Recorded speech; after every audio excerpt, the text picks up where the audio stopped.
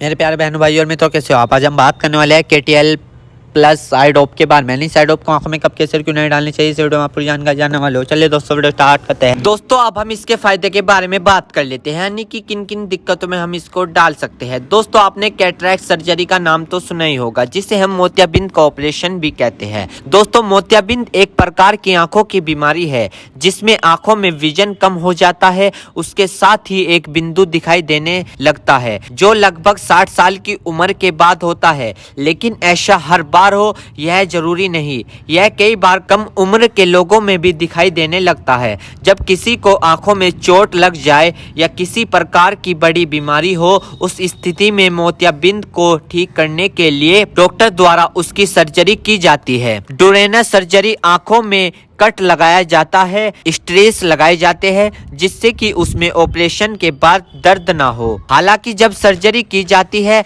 तो सुन्न करने की दवाई भी उसमें डाली जाती है। तो सर्जरी करते समय तथा कुछ समय तक दर्द नहीं रहता, लेकिन जब इस दवा असर खत्म हो जाता है तो आंखों में तेज दर्द होना, सूजन आना, लालपन होना, कुछ इस तरह की अन्य प्रकार की समस्या होती है और इसको ठीक करने के लिए ये ड्रॉप दी जाती है। यानी कि अगर आपको ये दिक्कत होती है तो इन सभी को ठीक करने के लिए ये आई ड्रॉप डॉक्टर द्वारा दी जाती है। साथ ही मोलुकुल ओडेमा नाम की बीमारी है जो आंखों का पिछला एरिया है उसमें सूजन आ जाती है, जिसे डॉक्टर मोकुलर ओडेमा कहते हैं। और यह ज्यादातर मोतियाबिंद का ऑपरेशन डायबिटीज पेशेंट में किया जाता है, उसमें यह देखा जाता है और इस स्थिति में मरीज का विजन भी जा सकता है। तो उसको रिस्क कम करने के लिए डायबिटीज पेशेंट तथा अन्य मरीज को यह दवा ऑपरेशन के बाद लगातार डालने के लिए भी दी जाती है। यदि आपको डॉक्टर यह आई ड्रॉप लगातार डालने के लिए दे रहा है और आप इसको डाल नहीं रहे हो तो आपकी बीनाई भी जा सकती है, यानी कि आप अंधे भी हो सकते हो। तो जैसा डॉक्टर कहे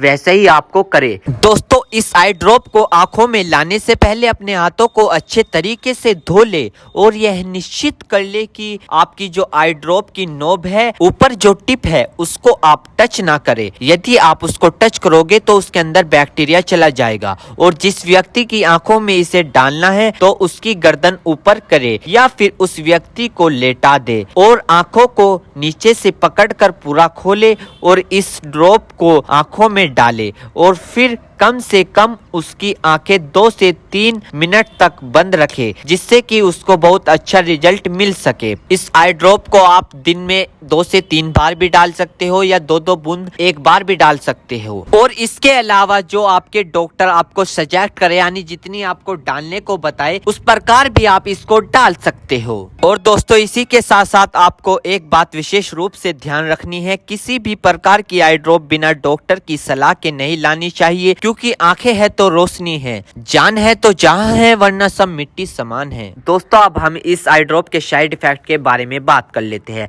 वैसे तो इसके कुछ खासकर साइड इफेक्ट नहीं है, फिर भी सामान्य तौर पर कुछ ऐसे साइड इफेक्ट देखने को मिल सकते हैं, जैसे कि आंखों में जलन आ सकती है, एकदम से सूखापन आ सकता है, चिपचिपी आपकी आंखें हो सकती है, सर दर्द हो सकता है, नोजिया हो सकती है यानी कि नजला हो सकता है, लाइट की सेंसिटिविटी होना, यानी कि जब आप लाइट के सामने जाओगे तो आपकी आंखों पर जोर पड़ सकता है, आंखों में बार बार पानी आ सकता है। तो दोस्तों ये कुछ इसके साइड इफेक्ट है। वैसे ये साइड इफेक्ट सभी को देखने को नहीं मिलते, कुछ कुछ लोगों में देखने को मिलते हैं। यदि आप इस आई ड्रॉप का यूज कर चुके हैं और आपको साइड इफेक्ट दिखा है तो घबराए नहीं, तुरंत इस आई ड्रॉप को डालना बंद कर दे और अपने डॉक्टर से संपर्क करें। उम्मीद करता हूँ दोस्तों अब आप समझ गए होंगे। तो दोस्तों KTL प्लस आई ड्रॉप की इन्फॉर्मेशन जान गए। दोस्तों अगर आप हमारे चैनल पर नए हैं तो चैनल को सब्सक्राइब करें, वीडियो को ज्यादा से ज्यादा शेयर करें। Thank you.